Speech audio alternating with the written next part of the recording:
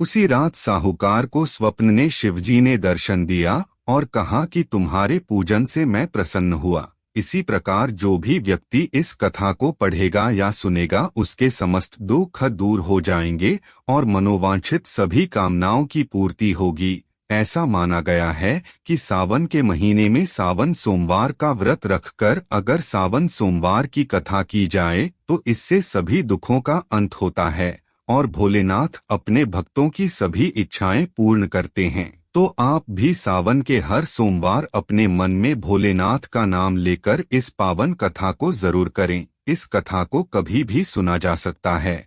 भगवान शिव की कृपा आप पर हमेशा बनी रहेगी। एक बार एक साहूकार भगवान भोलेनाथ का बहुत बड़ा भक्त था। उसके पास बहुत पैसा था लेकिन उसकी कोई संतान नहीं थी। वो हर रोज भोलेनाथ की पूजा अर्चना करता और शिव जी के समक्ष रोज दीपक भी जलाता।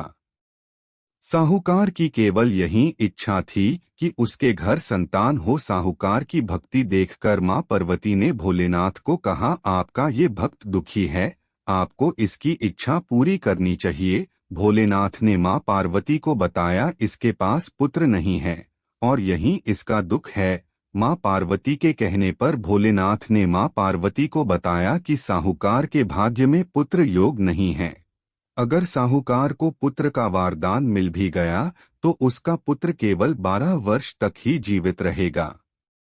साहूकार ये सभी बातें सुन रहा था। साहूकार को ना खुशी हुआ ना गम। वो पहले की तरह पूजा पाठ करता रहा। एक दिन उसकी पत्नी ने एक बालक को जन्म दिया।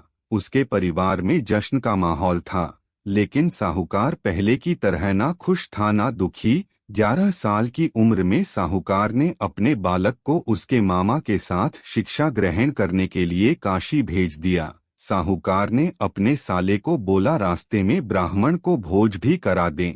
काशी के रास्ते में एक राजकुमारी का विवाह हो रहा था, जिसका दुल्हा एक आंख से काना था।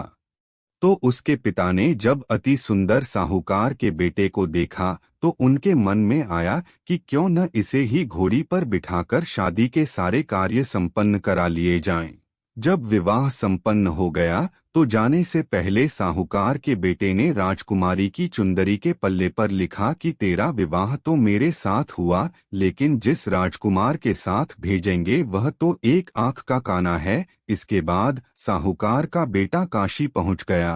राजकुमारी काने के साथ नहीं विदा हुई। एक दिन काशी में यज्ञ के दौरान भांजा बहुत देर तक बाहर नहीं आया तो मामा ने अंदर जाकर देखा तो भांजे के प्राण निकल चुके थे। मामा ने रोना पीटना मचाया। उसी वक्त वहां से शिव पार्वती जा रहे थे तो माता पार्वती ने शिवजी से पूछा, हे प्रभु, ये कौन रो रहा है?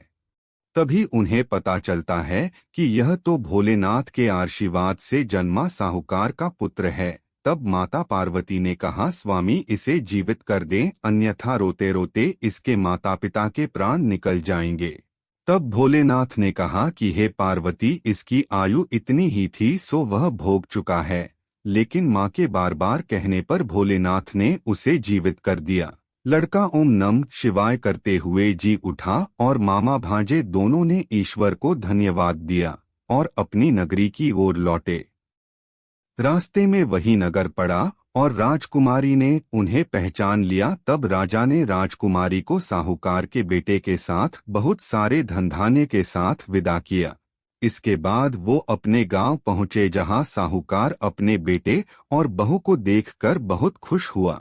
उसी रात साहूकार को स्वप्न ने शिवजी ने दर्शन दिया और कहा कि तुम्हारे पूजन से मैं प्रसन्न हुआ। इसी प्रकार जो भी व्यक्ति इस कथा को पढ़ेगा या सुनेगा उसके समस्त दुख दूर हो जाएंगे और मनोवांछित सभी कामनाओं की पूर्ति होगी। मित्र, वीडियो पसंद आया तो कमेंट में हर हर महादेव अवश्य लिखें और साथ ही चैनल को लाइक और सब्सक्राइब करें।